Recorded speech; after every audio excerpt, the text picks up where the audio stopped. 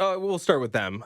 They're my number one. Are they your number one? They are my number one. So they're my number one because, and we can talk about Bernardeschi and Insigne within this, but I just think that they have sort of an ill-fated plan, or their strategy to build a team is so much of a dice roll. Like you mentioned it, two guys who you don't really know where their intentions are. You don't know if they're going to be fighting over an OVO branded jacket when they get here, or they're going to be true professionals and play at the highest level again like they have before. These are guys who played at the top division in Italy, who played on the Italian national team that recently won. Yep. And they're basically in semi-retirement, or they're not taking it as seriously as they once took their profession. And why would they? Like, you kind of think about it, right? Like, they get paid a lot of money to come over and play in a lesser league. Think about anyone in their profession or anyone that does really anything. If they're given like the opportunity to play or perform at a lesser caliber, why wouldn't they take that and run with it? So I think a lot of what TFC does, unlike other teams in MLS, is they take gambles. They try to hunt down big names and hope, cross their fingers, that they're actually going to be professionals when they come over.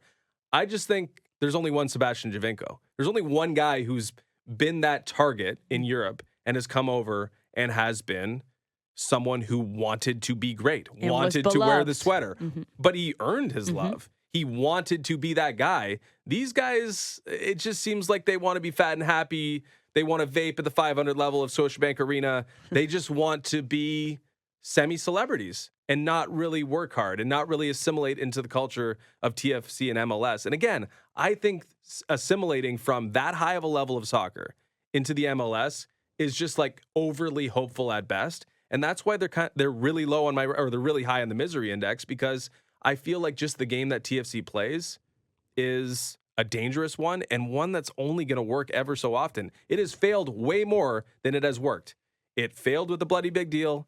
It worked with Giovinco. It's failing again with these two Italians. I feel bad because the fan base for TFC, I think, could be arguably one of the most loyal in Toronto sports. Like, TFC fans are loyal. They might be the most loyal, and they are dealing with something that is pretty devastating. That's part of the reason why this is a hot pot of fire, because I feel for that fan base. You have players calling out coaches. This, like, misery index is high. Players calling out coaches that have their hands in all levels of the team. And a coach that's going nowhere, too. So it's not like you can just be like, you know what? You're a low-level guy. They don't like you. We'll just get rid of you. This is Bob Bradley, Michael Bradley's dad, The former U.S. father-son national dynamic coach. is tough. He ain't going anywhere. The father-son dynamic adds to this a lot. Like, I have played on lower-level teams where the coach was, the dad of my teammate. And it's uncomfortable, but this is obviously, when you read into it, it's untenable almost. There you go.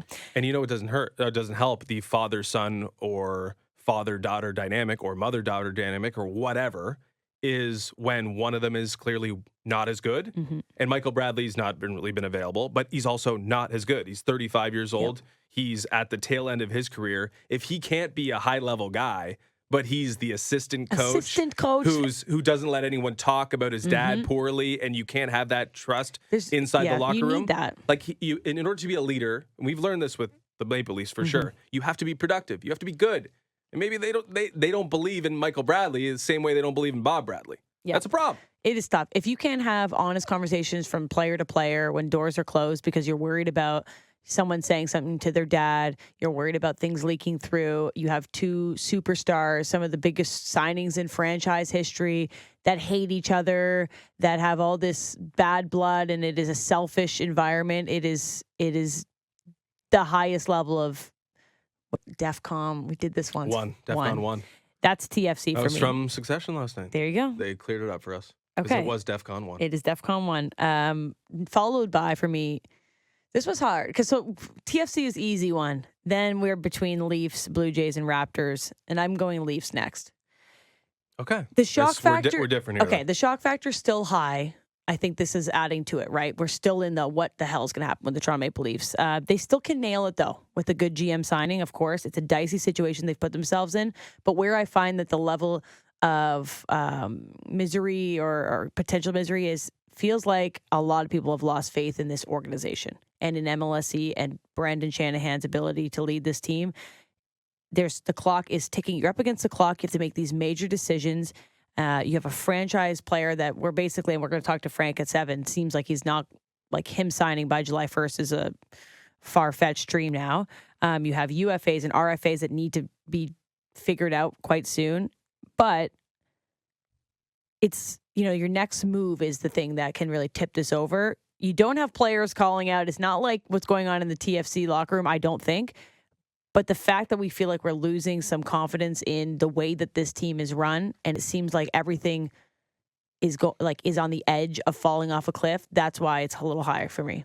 So the the Maple Leafs are low for me. And they're low because they can do nothing and win the division next year. For TFC, they're horrible now. Mm-hmm. They have been horrible. They're going to be horrible in the future, or in the immediate future. There's really no chance. There's no light at the end of the tunnel. They don't have anything to really build on. The Maple Leafs can. Do you want me to go through the Maple Leafs? Who are they're my last place team. Okay.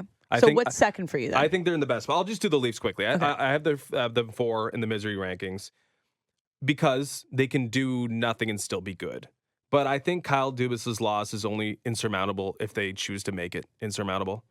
I think Matthews can only truly burn you if you let Matthews burn you. They have trade chips. They have financial might. They have truly great players that are going to be on the team next season.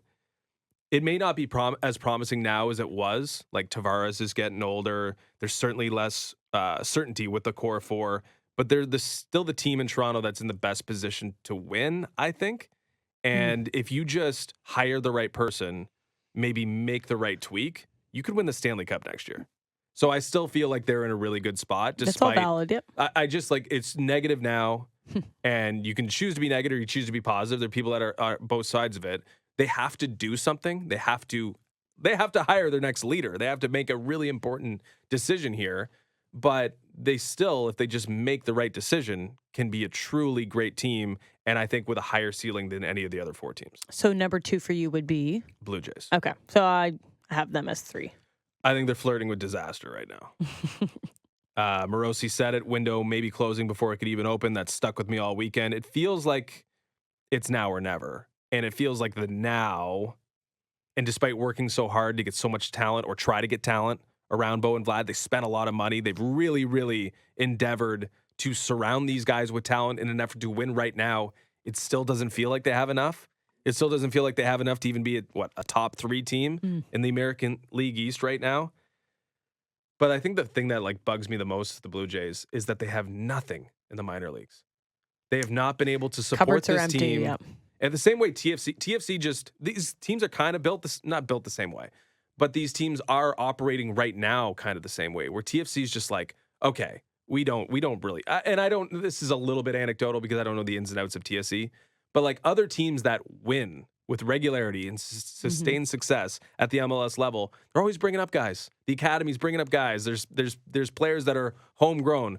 With TFC, it's just okay, let's choose our next designated player, throw a lot of money at him, cross our fingers and hope.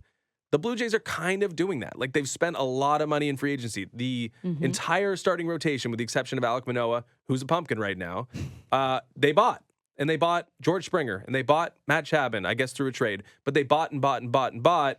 And there's still holes in the lineup. And it still feels like the window, as Morosi put it, is closing at a time where it should be them try to barge through it. It just doesn't feel like they have enough. And they've spent and they've exhausted resources from the minor leagues and the prospect system in order to get the level they're at right now, which is not good enough. I mean, there's certainly a lot of reasons why the Blue Jays are flirting with disaster. What did you say? Flirting with disaster. Flirting with disaster. Worst record in the AL East can be just a sentence itself.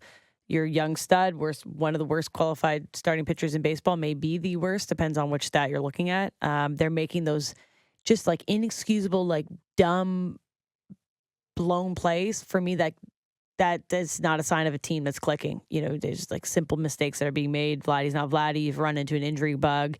And I guess the little spin is lots of baseball left. Teams can go on runs. Teams can claw their way out of it. But the mountain seems high for the Blue Jays. And what are you qualifying as a successful season?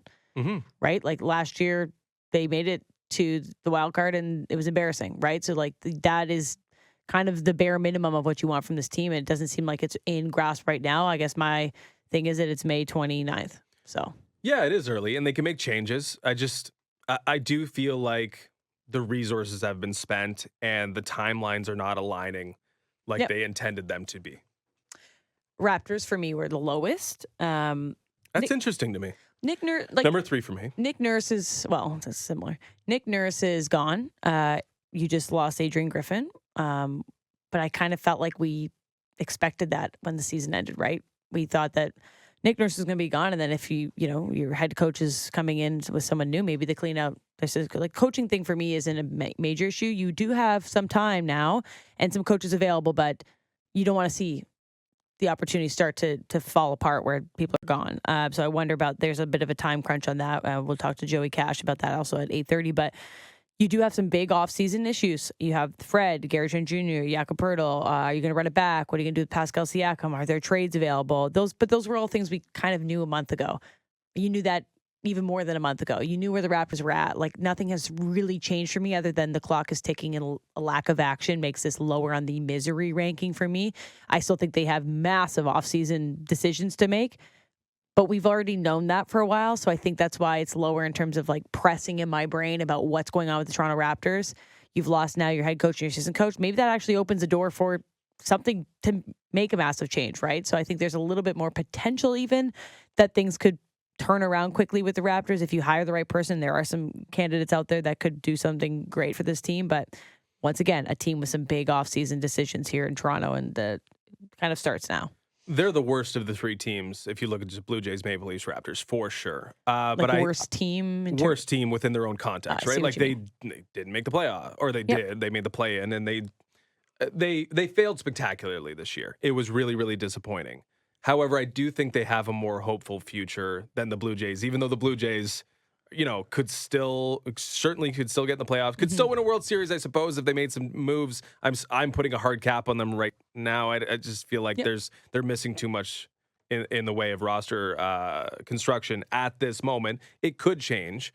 However, I think in terms of like futures and where they're at, I do favor the Raptors just a little bit, even though it does feel dire, even though they're guaranteed to lose talent this summer. As you mentioned, no coach in place, no real money to spend, no draft pick next year, no real reason to believe that anyone will really want to come here, at least in terms of free agency. Like, there are a lot of pain points here for the Raptors, but I do think they can recover from this situation and the malaise that the franchise has been in with just one smart trade. Yeah. And they have one smart executive, maybe to pick two. one direction that you're going. One direction. Finally. Like, if you're just decisive, if this Raptors team is just decisive, I think they can turn things around. They have pieces. They have valuable assets. They have Masai and Bobby. They can retool on the fly here around Scotty Barnes if they so choose. But if they just hold on and grasp to what still the remnants of 2019 and just try to be, okay, and play in for what? And actually play in for something. Like, if they cling to that still, they're in trouble. But if they're decisive and make some smart moves, maybe just one smart move, maybe a step back to take a couple steps forward, they have that opportunity. They have that, unlike, I think, both the Blue Jays and even more than the Maple Leafs. The Maple Leafs have trade chips, and they might do something.